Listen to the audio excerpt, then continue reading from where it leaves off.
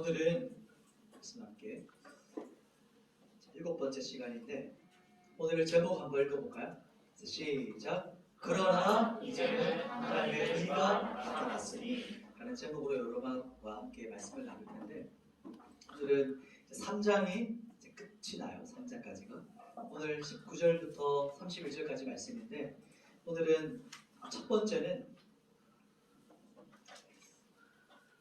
누구도 율법으로 의롭다 하심을 얻을 사람이 없다라는 것. 두 번째는 그러나 이제는 믿음으로 의롭다 하심을 얻게 되었다.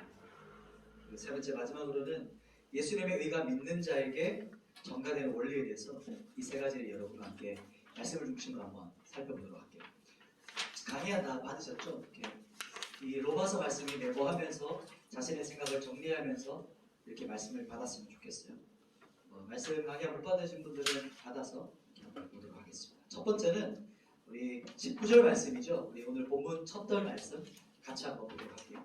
19절 같이 한번 읽습니다. 시작! 우리가 알거니와 그 율법이 말하는 바는 율법 아래 있는 자들에게 말하는 것이니 이는 모든 힘을 받고 온 세상으로 하나님의 심판 아래 있게 하려 합니다. 아멘. 여러분 율법의 기능이 뭘까요? 율법은 어떤 기능을 갖고 있을까요? 제가 들고 있는 이건 이게 뭐죠? 이 목걸에 이걸로 뭘 할까요? 제가 못을 박을까요? 얘만의 기능이 있죠. 제가 누르면 이렇게 슬라이드가 나고 앞으로 누르면 앞으로 돌아갑니다. 그래서 이런 기능이 있어요. 율법이라는 것도 기능이 있어요. 율법은 어떤 기능일까요? 방금 19절에 봤던 것처럼 율법 안에 하나님 말씀, 하나님의 의도, 하나님의 뜻이 담겨 있어요. 하나님께서 우리를 향하신 온 세상 그리고 또 나를 향하신 하나님의 의도라고 하죠. 그래서 쉽게 말하면 여러분 계획이라고 하잖아요. 계획을 한다. 그러니까 계획이 이 율법 안에 담겨 있습니다. 하나님께서 뭘 원하시나? 쉽게 말하면 이런 거죠. 그래서 이 하나님의 말씀인 성경을 온전히 지키면 하나님이 그 사람을 뭐라고 칭해 주실까요? 율법 다 지켰어요. 성진이 형제가 이 규칙을 다 지켰어. 그러면 너는 의로워. 이렇게 인정해 주시는 것이 바로 율법이 가지고 있는 기능이에요. 그러나 문제가 있죠. 뭐가 문제일까요? 그렇죠. 율법을 다 지킬 수 있는 사람이 있을까요? 그게 문제예요. 율법을 알겠어요. 율법 하나님의 뜻이 있구나. 하나님께서 의도한 계획이 다 있구나. 그런데 문제는 내가 이 율법을 다 지킬 수 없다는 게 문제예요. 말씀을 다 100% 지킬 수 없다는 것. 여기 모든 사람이 율법을 알지만 지키지 못한다는 게 문제인 거예요. 이게 바로 로마서 3장까지 그 얘기인데 근데 율법의 목적은 분명해요. 율법 우리에게 주신 목적은 분명해요. 어떤 걸까요? 왜 그럴까요? 율법은 하나님께서 우리에게 주신 말씀인데 왜 주셨을까요? 지키라고 주셨어요. 그런데 못 지키는 게 문제죠.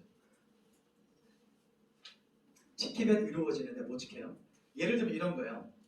이제 옆에 성진형제도 있으니까 성진형제가 수영을 좀 잘해요. 실제 좀 잘해요. 수영 잘하죠. 수영 못하는 사람. 수영의 숫자도 9명인데 이 두 사람이 이제 수영을 이제 시합을 합니다. 근데 그 시합이 만만찮아요. 이제 목표가 어디냐? 대서양을 건너가겠다는 거예요. 바다를 건너가는 수영을 해요. 그러면 성진형제나 원범형제가 시합을 딱땅 해서 출발했어요. 그럼 어떤 일이 벌어질까요? 원범형제는 가자마자 빠지고 성진형제는 열심히 하다가 얼마쯤 갈 자신 있어?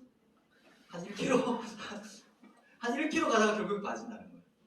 쉽게 말해 율법이라는 것을 지키더라도 그게 그거라는 거예요. 몇 개 못 지키거나 많이 지켰다가 결국 실패합니다. 그게 율법이 말하는 거라는 거죠. 이게 뭐냐면 지금 우리가 1장부터 3장까지 왔잖아요. 1장부터 3장까지 하나님께서 사도 바울을 통해 우리에게 말하는 게 뭐냐면 피를 통해서 말하는 게 뭐냐면 20절이에요. 20절 말씀 한번 정리를 볼까요? 3장까지 전체가 19절, 20절에 정리가 돼요. 20절 말씀을 같이 한번 읽어봅시다. 시작! 그러므로 율법의 행위로 그의 앞에 의롭다 하실 얻을 육체가 없나니 율법으로는 죄를 깨달음이니라. 사도 바울이 막 피를 토하면서 다시 말하는 거예요. 왜냐하면 그렇기 때문에 율법의 행위로는 의롭다고 우리가 인정받을 사람이 아무도 없어. 그럴 육체가 아무도 없어. 이렇게 말하는 거예요. 무슨 말이죠? 너나 나나 죄인이란 말이에요.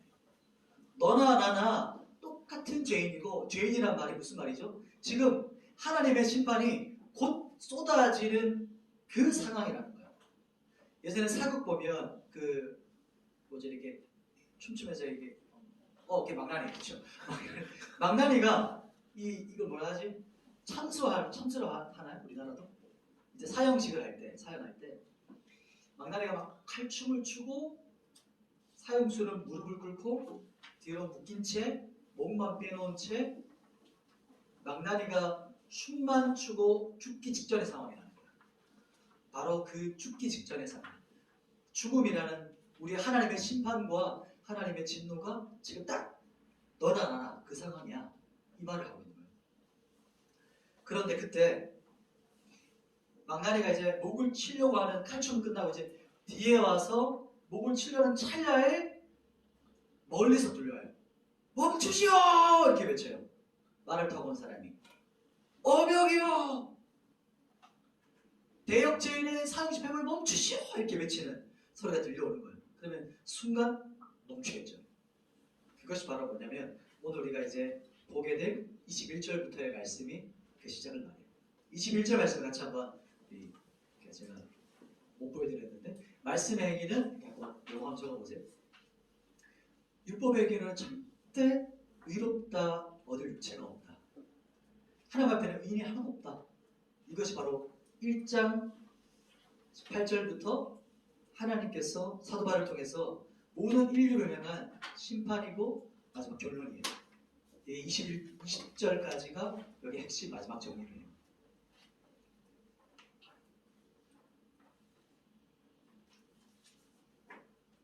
방금 말했던 것처럼 대역죄인 그 사람 왕의 어명으로 특별히 사면받았어. 이렇게 어명이라고 외치면 그 이야기가 이제 그런 어떤 사건으로 흘러가는 분위기인 거예요. 지금 상황이 우리 상황이 그렇다는 거예요. 그런데 이게 그냥 이야기면 아 그랬구나 아무 상관없죠. 근데 그 당사자가 나라면 어떻겠어요? 지금 내가 죽기 직전에 있었던 사람이다. 그 사람이 그 상황을 경험했다. 그러면 어떨 것 같아요? 평생 그 이야기, 그 기억이 계속해서 내리에 남겠죠. 완전 다른 이야기라는 거예요. 이제 21절 말씀, 21절부터 그 다음 이야기가 시작됩니다. 우리 한번 말씀 21절 말씀 한 절 전환입니다. 같이 한번 읽어볼게요. 시작. 이제는 율법 외에 하나님의 한 의가 나타났으니 율법과 선지자들에게 증거를 받은 것이라. 네, 여기 보면 우리 한글 성경에는 한 단어가 빠졌어요. 뭐가 빠졌을 것 같아요? 접속사가 빠졌어요. 어떤 접속사냐면 그러나가 빠졌어요.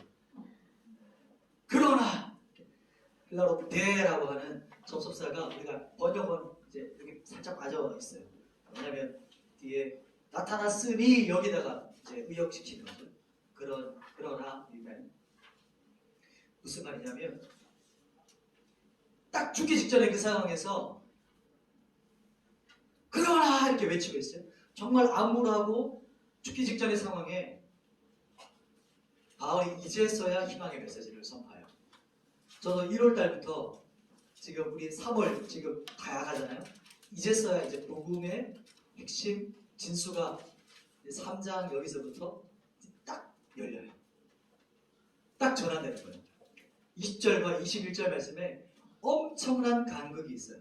그 접속사 하나가 그러나라는 단어예요. 사도 바울이 외치는 말이에요. 사도 바울이 지금 이미 막 말을 꺼내기도 전에 막 마음이 지금 벅차오르고 있어요. 저도 지금 말이 지금 버벅대는데 지금 앞으로 이 두 큰 복음의 큰 주제를 여러 번 하고 나누려고 하거든요. 복음을. 사도 바울이 외치는 말이 뭐냐면 우리 모두가 죄인이기 때문에 하나님 앞에서 우리가 의롭다 얻을 육체가 없습니다. 어떤 사람도 하나님 앞에 의롭다고 칭함받을 사람 아무도 없습니다. 너나 나나 똑같은 상태예요. 이렇게 말을 하면서 그런데 하나님의 의가 율법의 다른 것으로 나타나기 시작했다는 거예요. 율법을 지켜야만 의롭다고 칭함받는다고 생각했는데 율법이 아니라 다른 방법이 생겼다. 이 말을 사도 바울이 시작합니다. 그것이 바로 방금 봤던 21절이에요. 하나님의 한 의가 나타났으니 이제 그렇게 말하죠. 그 논조를 한번 우리 좀 더 가봅시다. 자, 22절 한번 찾아봅시다. 그 새로운 길이 뭔가? 사도 바울이 외치는 그 길이 뭔가? 22절 같이 한번 읽어볼게요. 시작. 곧 예수 그리스도를 믿음으로 말미암아 모든 믿는 자에게 미치는 하나님의 의인이 차별이 없느니라. 아멘. 그 의가 나타났는데 그분이 누구시죠? 율법에 매여 있었어요. 사람들은 율법을 지키느냐 지키지 않느냐 이 둘 중 하나였어요. 지키면 구원받아요. 지키면 의롭게 돼요. 지키지 못하면 심판받는 거예요. 그런데 완전히 이 굴레에서 벗어나는 방법이 생겼어요. 그게 뭘까요? 나중에 나오겠지만 예를 들어볼게요. 제가 결혼을 했어요. 아내가 있어요. 아내와 언약을 맺었죠. 아내와 이제 부부관계예요. 그렇다면 부부가 서로에게 지금 언약으로 묶여 있어요. 연합되어 있어요. 그러면 이 서로 간의 이 부부의 연합이 끝이 나려면 이 연합에 이 묶임에 내가 자유로우려면 언제 자유롭게 될까요? 이혼 말고 다른 뭐가 있을까요? 그렇죠. 죽음이라는 거예요. 죽으면 더 이상 그 아내 혹은 남편에게 내가 묶여있지 않게 돼요. 이해되나요? 그때부터는 그 연합 결혼이라는 언약이 이제 끝이 나는 거죠. 똑같아요. 우리가 율법에 매여 있었어요. 율법이랑 묶여 있었어요. 그러면 율법에 묶이면서 자유롭기 위해서는 똑같은 원리예요. 어떻게 하면 될까요? 그래서 죽으면 되는 거예요. 우리가 어떻게 자유롭게 될 수 있어요? 밑에 형제가 죽으면 돼요. 그게 이제 자유예요. 율법에서. 이게 바로 율법에서 우리가 자유를 얻는 방법이에요. 이게 바로 나중에 얘기할 원리거든요. 그러면 율법에서 벗어나서 누구에게 우리가 가게 될까요? 어디에 묶이게 될까요? 이제 예수를 믿는 것에 묶여지는 원리가 이제 여기서부터 3장 뒷부분부터 아브라함, 그 다음에 우리 예화를 할례를 예를 들고 이제 신랑과 신부에 대한 예를 들고 죽고 사는 문제에 대한 이야기도 왜 나오냐면 그 이야기를 하기 위해서요. 나중에 조금 더 살펴볼 텐데 오늘은 핵심이 뭐냐면 여러분 새 길이 열렸어요. 이 말을 해주고 싶은 거예요. 이제 율법이 아니라 새로운 길이 열렸습니다. 새로운 길. 그 길이 뭐냐? 하나님의 의가 나타났어요. 그 새 길이 바로 하나님의 의가 나타났습니다. 어떻게 하면 하나님의 의가 나타났는데 그 새 길로 우리가 갈 수 있을까요? 뭘까요? 우리 형제 반가워요. 새로운 우리 친구들 봤어요. 새로운 길이 어떻게 열릴까요? 22절 말씀에 뭐라고 말하냐면 곧 예수 그리스도를 믿음으로 말미암는 길이에요. 그 전에 율법을 지킴으로 말미암았잖아요. 율법을 지켜야 이렇게 됐잖아요. 그러면 어떻게 하면 이렇게 돼요? 또 다른 방법, 새 길은 예수님을 믿음으로 말미암아 이롭게 돼요. 이건 나중에. 레위기 제사법 혹시 기억나요? 제가 나중에 한번 우리 이 구약 성경 전체를 한번 쭉 파노라마식으로 한 1시간 반 이렇게 전체를 한번 확 봤으면 좋겠어요. 그러면은 이 성경과 이것들이 보는 눈이 좀 걸릴 것 같아요. 레위기의 제사법이 있어요. 그죠? 끄덕끄덕하면 돼요. 아, 그렇지, 있지. 이렇게 생각하면 돼요. 레위기 제사를 드리는데 보면 양을 선택하는데 어떤 양을 선택할까요? 흠없는 양을 선택해요. 흠없는 양. 흠없는 양이 무슨 의미일까요? 1년 되고 아무런 뭐 병났거나 쩔뚝이거나 인게 없는 흠이 없다는 말은 의롭다는 것을 상징적으로 말하는 거예요. 뭐라지? 의롭다는 것을 말하는데 우리가 나의 모든 죄를 양을 잡으면서 우리가 제사를 드려서 내가 의롭게 되거든요. 어떻게 이 양에게 내 죄가 대신 용서받게 되는 거지? 양을 데리고 와서 먼저 뭘 할까요? 예배 전에 그렇죠. 이렇게 양에게 이렇게 제가 손을 얹고 대신 이렇게 안수해서 기도해요. 이게 무슨 의미일까요? 이분은 어린 양이신데 흠이 없으신 양이에요. 자, 저는 흠이 있고 죄를 지었어요 지금. 그래서 예배 왔는데 제가 이 양을 데리고 왔어요. 그래서 잡기 전에 죽이기 전에 기도해. 믿음으로 제 모든 죄를 이 양에게 어떻게 해요? 전가라고 해요. 그리고 그러면 이 어린 양에게 있는 온전한 의가 나한테 어떻게 될까요? 나의 죄는 이 동원 양에게 가고 이 동원 형제한테 있는 어린 양의 의는 누구한테 와요? 나에게 가요. 서로가 전가됩니다. 그래서 제사를 드리면 우리의 죄가 용서를 받아요. 그 말이 제사법이거든요. 레위기에 있었던 구약에 있었던 제사인데 그러면 이 양을 누가 죽일까요? 안식기도 하고 죽이거든요. 누가 죽일까요? 제사장이 죽일까요? 아니요. 당사자가 죽입니다. 죄를 지은 그 사람이 양을 데리고 와서 칼을 가지고 어디를 칠까요? 보통 목을 치거나 아니면 이게 인중에 있는 머리를 관통해서 좀 더 길겠죠. 목 치는 것보다 긴 꽃대기 갈고로 찌르거나 아니면 혹은 소 같은 경우는 워낙 잘 안 죽기 때문에 이렇게 했습니다. 긴 창을 가지고 그 소의 어디를 찌를까요? 심장을 향해서 찌르는 거예요. 한 번에 죽을까요? 양이 한 방에 죽을까요? 그러니 거의 없어요. 거의 없다고요. 저는 못 죽여봤지만. 그래서 어릴 때부터 이스라엘 사람들은 양을 죽이는 법을 배워요. 칼 쓰는 법을. 빨리 죽이는 방법. 양을 죽이고 나면 어떻게 될까요? 상황이. 양을 잡고 나면 어떻게 될까요? 내 죄를 다 전가하고 이제 잡았어요? 그러면 어떻게 될까요? 이제 이렇게 양에게 안수기도 하고 실제 지금도 사마리아는 유월절을 지낸대요.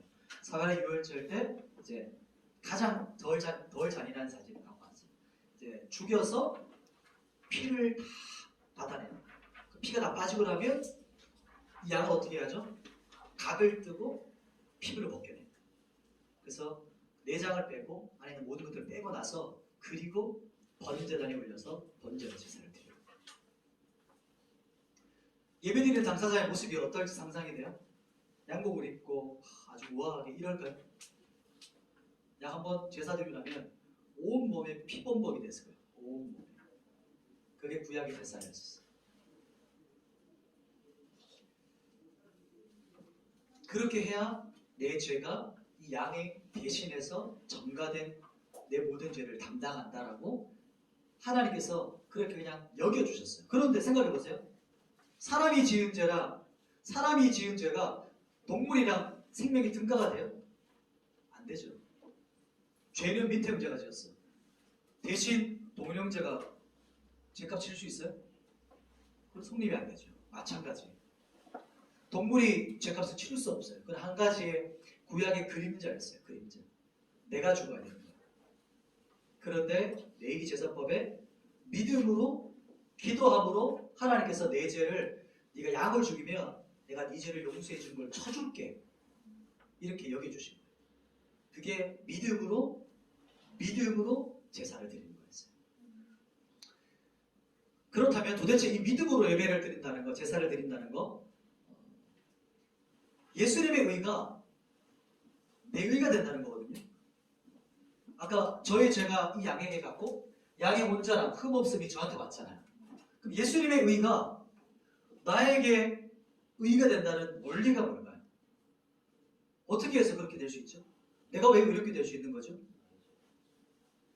그것이 이제 반복해서 조금 더 볼 텐데 그 원리라는 것을 한번 볼게요. 첫 번째가 있어요. 첫 번째가 성경 23절입니다. 23절 같이 한번 읽어볼게요. 23절, 24절 같이 읽어볼게요. 23, 24. 자, 시작. 모든 사람이 죄를 범하였으되 하나님의 영광이 이르지 못하더니 그리스도 예수 안에 있는 속량으로 말미암아 하나님의 은혜로 값없이 의롭다 하심을 얻은 자 되었느니라. 여기 보이세요? 23절에는 다시 외쳐요. 모든 사람이 죄인이야. 모든 사람이 하나님 앞에 심판을 받아야 돼. 그런데 그리스도 예수 안에 있는 무엇 때문에 나가죠? 속량으로 말미암아. 정말 중요한 단어예요. 속량으로 말미암아. 그래서 어떻게 되죠? 은혜로 값없이 의롭다 칭함을 받아요. 자, 여기서 엄청난 단어들이 나오기 때문에 집중력을 가지고 봐야 되는데 졸면 안 돼요. 속량으로 말미암아 은혜로 값없이 칭함을 받았어요. 핵심은 예수님의 속량이에요. 예수님의 속량. 속량이라는 말 잘 못 들어봤죠? 이런 뜻이에요. 예수님은 온전하고 흠없는 무엇이 되셨죠? 하나님은 어린 양이 되셨어요. 어린 양. 어린 양이세요. 예수님의 완전한 그 의가 있잖아요. 완전하신. 예수님은 한 번도 죄를 짓지 않으셨어요. 태생 자체가 인간의 육체로 입고 오셨지만 요셉의 자손이 아니에요. 그분은 성령으로 잉태되셨다고 그러죠. 그죠? 그분에겐 죄가 없었어요. 그렇기 때문에 그 완전한 의가 누구에게 전가되는 거예요? 지금 나에게 전가되는 거예요. 그것이 바로 그 방법이 뭐라고 하죠? 믿음으로 전가가 되는 거예요. 내 죄가 예수님께 믿음으로 전가가 되고 예수님의 의가 나에게 믿음으로 전가가 돼요. 근데 그 의가 전가되어지는 나한테 오게 되어지는 방식이 뭐라고 그래요? 그 방법이 뭐죠? 두 글자? 믿음이라고 해요. 믿음. 믿음이라고 해요. 믿음을 쉽게 말하면 이걸 위해서 제가 이걸 준비해왔어요. 선물이라고 해요. 선물. 제가 우리 동원 형제 아까 제가 예를 들어서 선물 하나 준비했어요. 선물 자 드릴게요. 자 드릴게요. 다 드렸어요. 이 제 선물이에요. 받았죠? 성진 형제도 아까 예언을 들었으니까 성진 형제도 제가 선물을 해서 줬어요. 믿음이 뭐라고요? 선물이라고 해요.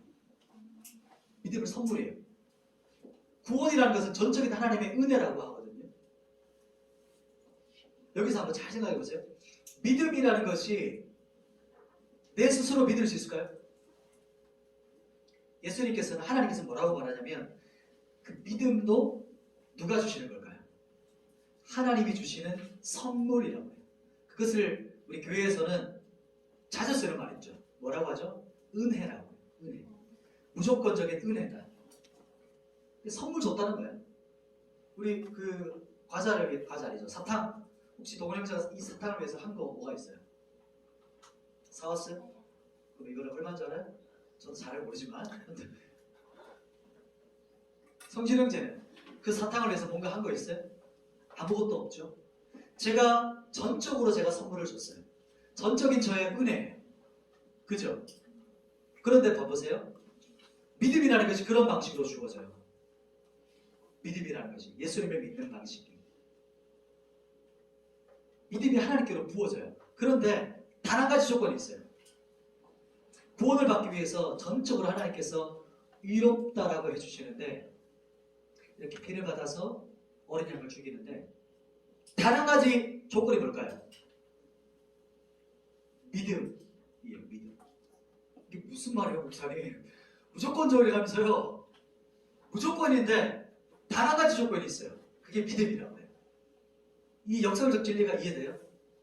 무조건적으로 구원을 주시는 은혜인데 거기에 한 가지 조건이 뭐라고요?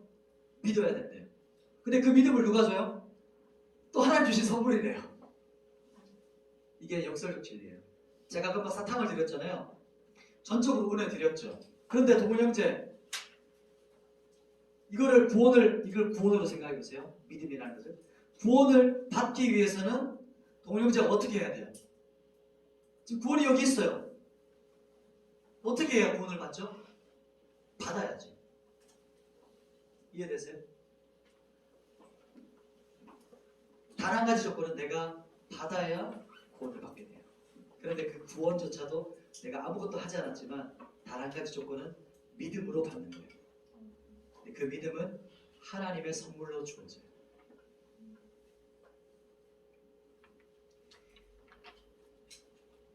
반드시 암송해야 될 구절이 있어요. 로마서 한번 찾아보겠는데요. 동일한 로마서요. 10장 17절. 목사님 제가 정말 사랑하는 구절 로마서 10장 17절. 여러분 믿음이 어떻게 생길까요? 믿음을 어떻게 하면 믿을 수 있을까요? 안 믿어져요. 이런 친구 제가 만나거든요. 목사님 솔직히 제가 믿고 싶은데요. 안 믿어져요. 믿고 싶은데 안 믿어져요. 왜 안 믿어질까요? 믿음이 어떻게 생기는가의 원리가 로마서 10장 17절에 나와요. 같이 한번 읽어볼까요?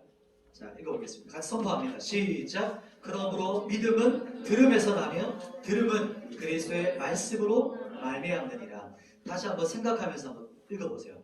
믿음이 어떻게 생기는가 한번 여러분 이해하면서 한번 읽어보세요. 자, 다시 한번 읽어봅니다. 시작! 그러므로 믿음은 들음에서 나며 들음은 그리스도의 말씀으로 말미암느니라. 아멘. 믿음이 어떻게 생긴대요? 믿음은 뭐 어떻게 생겨요? 들으면 생긴대요. 믿음은 뭐 하면 생긴다고요? 들으면 생겨요. 이게 원리예요. 믿음이 생기죠? 뒷부분이 뭐라고 말하죠? 들음은 그리스도의 말씀이라고 해요. 자, 똑같이 예화를 들 수 있어요. 다른 것을 놓을 수 있어요. 믿음이 생기는데 다른 믿음이 생길 수 있어요. 세상에 대한 굳건한 믿음이 생길 수 있는 방법을 알려 줄게요. 뭐냐면 듣는데 뭘 들으면 세상에 대한 믿음이 생길까요? 세상의 방식, 세상의 사고를 계속해서 들으면 어떤 믿음이 생길까요? 세상에 대한 믿음이 생겨요. 질문해 볼게요, 여러분. 여러분 무슨 메시지를 듣고 있으세요? 어떤 말을 가장 자주 들어요? 여러분이 귀 기울여서 듣고 있는 메시지, 정보, 뉴스, 이미지, 이야기가 어떤 게 있어요? 그것을 계속해서 반복해서 들으면 어떻게 될까요? 그것에 대한 믿음이 생겨요. 여러분 이단 사이비 요즘에 이슈잖아요. 왜 그 사람들이 이단 사이비에 빠졌을까요? 어떻게 그런 믿음이 생길 수 있을까요? 반복해서 들었기 때문에. 계속해서 들으면 그것에 대한 믿음이 생겨요. 우리가 볼 때 너무 어처구니 없잖아요. 야, 어떻게 사람을 믿어? 사람이 어떻게 메시아야? 그런데 그 믿음이 생기게 돼요. 똑같이 세뇌당하는 거예요. 근데 좋은 세뇌가 있어요. 성경의 이 원리를 이단들도 그대로 가져가서 사용한 거예요. 여러분 하나님을 믿는 믿음이 어떻게 하면 생길까요? 예수님을 어떻게 하면 믿을 수 있을까요? 무엇을 들으면 믿음이 생길까요? 말씀을 들으면 믿음이 생겨요. 지금 일주일에 한 번, 지금 제가 58분이니까 우리가 한 30분 정도까지 이제 찬양하고 광고하고 영상 들었어요. 지금 이제 28분 정도 아마 지금 흘러가고 있어요. 28분 정도의 성경 말씀, 저의 설교를 잠시 들었어요. 길다면 길지만 길면 7일 동안에 그 24시간 시간들이 있잖아요. 그 중에서 이 30분 혹은 40분의 설교를 듣고 여러분이 어떤 것에 더 믿음을 가질 수 있을까요? 서서히 한번 질문해 보겠습니다. 믿음이라는 것은 듣는 것에 생겨요. 여러분이 어떤 믿음이 굳건한가 생각해 보시면 아, 내가 이것을 자꾸 듣고 있었구나 라고 생각하면 그게 확실해요. 그렇다면 어떻게 하면 또 믿음이 생길까요? 에베소서로 가봅시다. 자, 우리 성경 뒤로 갑니다. 고린도전서, 갈라디아서 다음에 에베소서요. 뒤로 조금 더 가볼게요. 에베소서 2장. 자, 믿음이라는 것이 어떻게 생기냐? 어떻게 주어지게 되는 거냐? 에베소서 2장 8절. 찾았나요?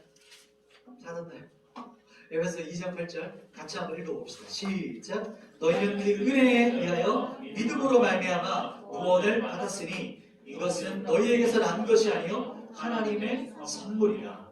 하나님의 선물이기 때문에 근데 또 받아야 돼요. 들어야 되고 받아야 돼요.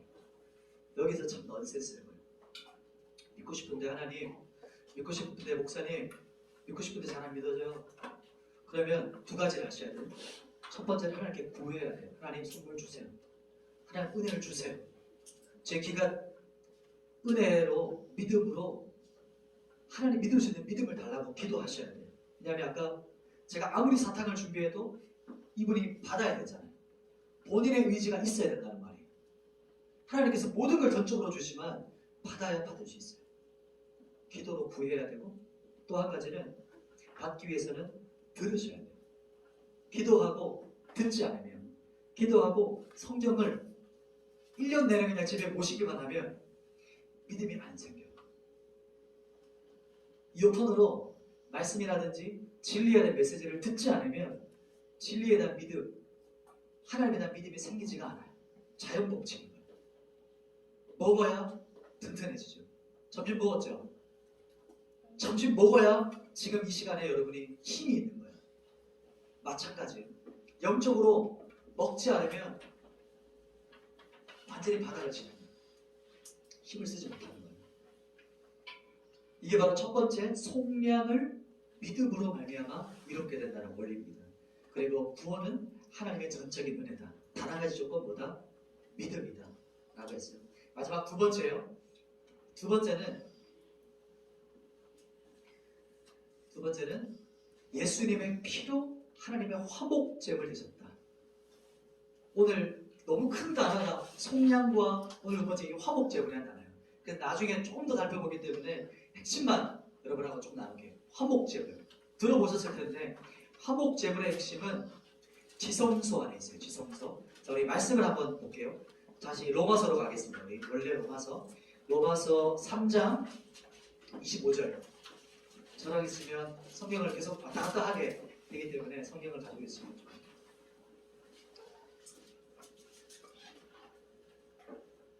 자, 로마서 3장 25절 같이 한번 읽어볼게요. 시작. 이 예수를 하나님이 그의 피로써 믿음으로 말미암는 화목제물로 세우셨으니 하나님께서 길이 참으시는 중에 전에 지은 죄를 간과하심으로 자기의 이로우심을 나타내려 하니. 아멘. 앞부분에만 오늘 포인트를 맞출게요. 전체 다 해석하려면 헷갈릴 수 있기 때문에 한 단어만 문자 봅시다. 무슨 단어라고 했죠? 화목제물. 화목제물의 핵심 키워드는 어디 있다고 그랬죠 제가? 지성소 안에 있어요. 성막에 그 안에 의미가 담겨 있어요. 성막 들어봤어요? 5세 때 성막을 지었어요? 그러면 이렇게 성막이 있었어요. 큰 성막이 있었고 뜰이 있고 그 안에 뭐가 있을까요? 성소가 있어요.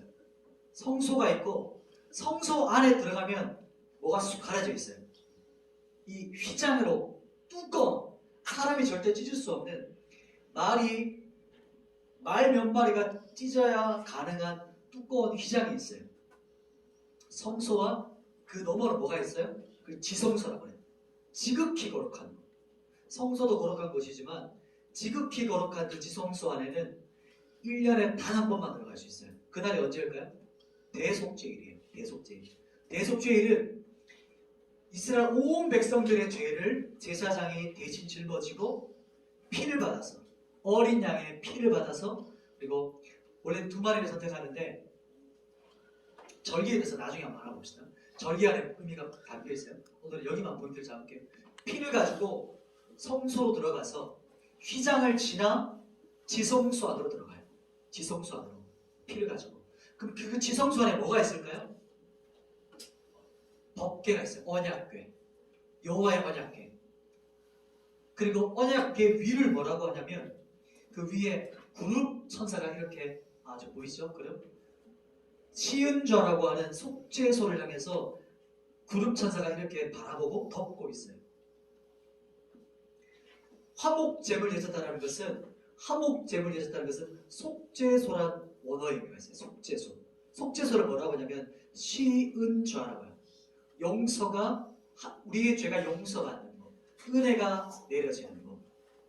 밑에 그림 보시면 여호와의 영광의 그림이 내려오죠.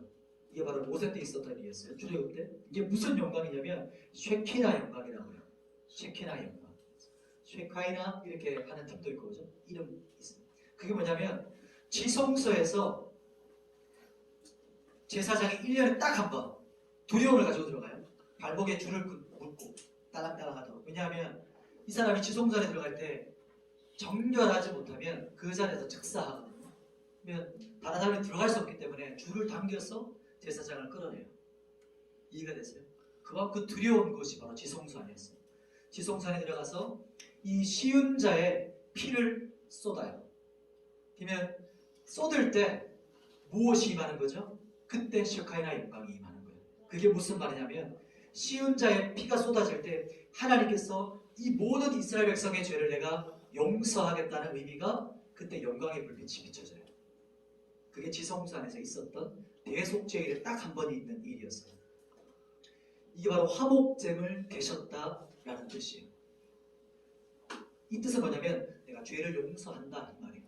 죄를 용서하겠다. 화목제물 되셨다는 것은 예수님께서 이 땅에 오시고 십자가에 죽으실 때 어떤 일이 벌어진지 아세요? 우리 신약 읽으신 분들은 잘 기억하실 거예요. 예수님께서 십자가에 골고다 언덕에서 죽으셨죠?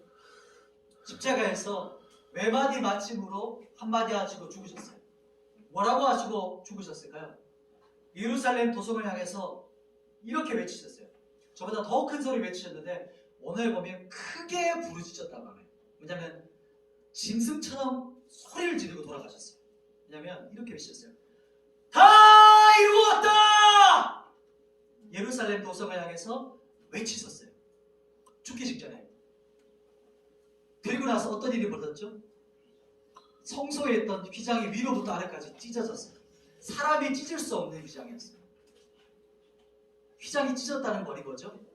이제 성소와 지성소에 막혀져 있던 휘장을 내가 찢었다라고 하는 거예요. 그게 누가 찢으셨죠? 예수님이 자신의 몸을 찢으셔서 휘장을 찢으신 거예요. 그게 화목제물 되신 거예요. 그래서 어떤 일이 벌어졌죠? 우리가 하나님께 나아갈 수 있는 새로운 길이 열린 거예요. 막혀 있었어요. 지성소에 들어갈 수 없어요. 그 누구도 들어갈 수 없었어요. 1년에 단 한 번 그나마 대제사장 한 사람만 들어갈 수 있었어요. 두려움을 가지고. 그런데 어떤 일이 벌어졌죠? 예수님께서 이 땅에 오셔서 흠없는 양으로 십자가에 죽으시고 골고다에서 자신의 모든 일을 감당하시고 나서 휘장이 찢어지셨다는 것은 이제 우리가 하나님께 나아갈 수 있는 새로운 길이 열리셨다는 거예요. 나오라는 거예요. 이제 두려워하지 말고 두려움으로 네가 나올 수 있는 나가지도 못했던 그 단 한 사람만 나갈 때도 두려웠던 그 길이 이제 예수님을 통해서 저나 여러분이나 모든 사람이 들어갈 수 있는 길이 열렸어요. 그게 바로 믿음이라는 거예요. 화목제물 되셨고 속량하심으로 말미암아 우리에게 막혀 있었던 길이 열린 거예요. 그게 이제 사도 바울이 지금부터 하고자 하는 그 복음에 대한 이야기예요. 이 두 가지가. 그래서 속량, 화목제물에 대한 거예요. 화목제물이 되셨다는 것은 1장부터 3장까지 그렇게 외쳤잖아요. 모든 죄인을 향해서 심판이 있는데 그 심판이 어떻게 됐다고요? 완전하게 내가 해결했어. 내가 다 이루었다 이렇게 말하는 거거든요. 대대에서 다 외치세요. 그 한마디 외침이었어요. 헬라어는. 예루살렘에 있는 모든 사람들을 향해서 외치고 싶으셨고 그것뿐만 아니고 지금 앉아있는 우리 청년들에게도 동일하게 외치시고 싶은 말이에요.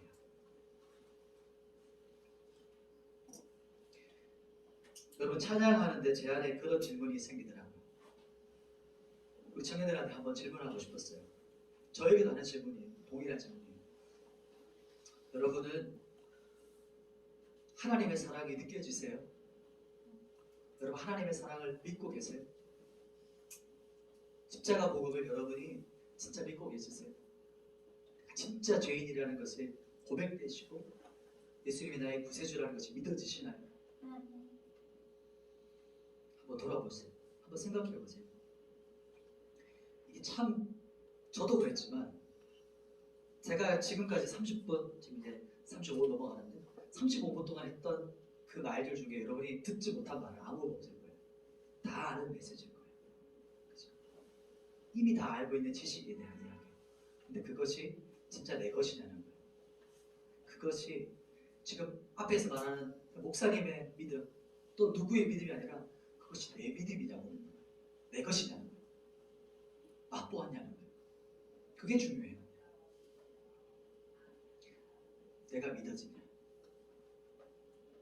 근데 그 길을 하나님께서 예수님께서 이 땅에 오셔서 우리에게 외치고 계세요. 다 이루었어. 내가 십자가에서 너를 향한 사랑을 다 보여줬어. 십자가를 바라보면 돼. 골고다 언덕을 바라보면 그 믿음이 너희 안에 흔들리지 않는 믿음이 생길 수 있어. 너를 죽기까지 사랑해. 이 고백이 우리 예수님께서 십자가에서 하신 일이에요. 그걸 계속해서 묵상해서 바라보는 거예요. 우리 예배 때 준비해 주시고 같이 한번 기도했으면 좋겠어요. 우리 찬양 하나 할 텐데 조금 생소할 수 있는 찬양이게 돼요. 하나님 어린 양 독생자 예수라는 찬양을 여러분과 같이 한번 찬양했으면 좋겠고, 이제 그 한번 설명해 주시면 감사하겠습니다.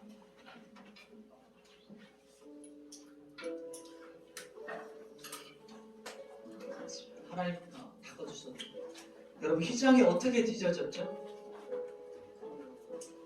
휘장이 언제 뒤져졌죠?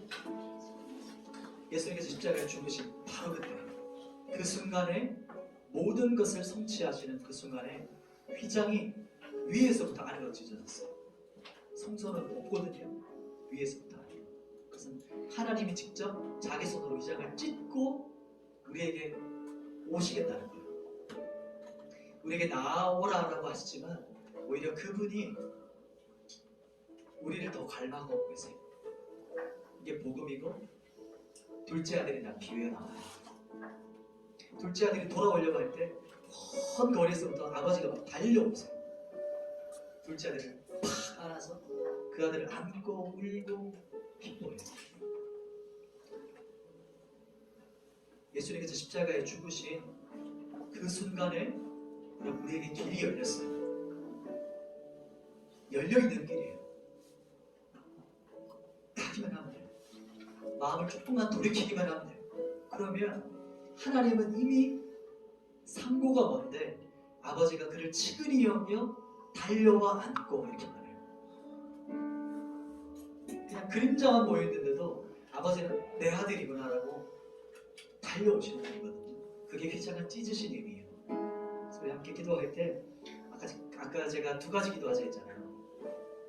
하나님 믿을 수 있는 은혜를 주세요. 잘 안 믿어져요. 아는데, 알고 있는데 믿어지지 않는 거예요. 그게 우리 그리스도인들의 가장 딜레마이기도 하고 고통이에요. 그걸 기도하시고, 또 한 가지는 하나님 저에게, 여러분 육신적 귀가 아니에요. 영적 귀를 열어달라고 기도하세요. 왜냐하면 성경에 예수님께서 자주 말씀하세요. 귀 있는 자는 들으라.